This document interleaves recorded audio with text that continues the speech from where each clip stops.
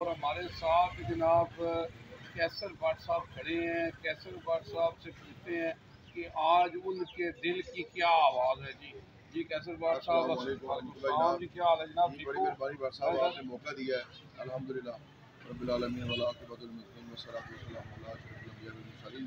میرا پیغام آج سب سے بہترین یہی ہے کہ جو ہمارا ماہ رمضان گزرا ہے اس میں ہمیں برکتوں، سعادتوں، مغفرتوں کا مہینہ جو ہمارے لیے ایک اجر کا باعث بنا ہے، ہم اگر اس کو یہ غنیمت جانتے ہوئے کہ آج بھی ہم اپنی مسجدوں کو آباد کریں، اگر یہ چیزیں ہمارے اندر لاگو ہو جائیں تو ہم اصل میں بیسیکلی وہ مسلمان بن جائیں گے کہ حقیقت میں جو ہمیں مسلمان بننے کا شرف دیا گیا ہے۔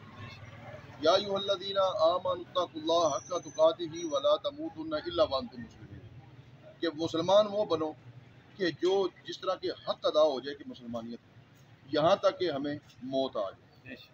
اسی میں جو ہے یہ ہماری بلائی ہے، اسی ہمارے لیے بہتری ہے۔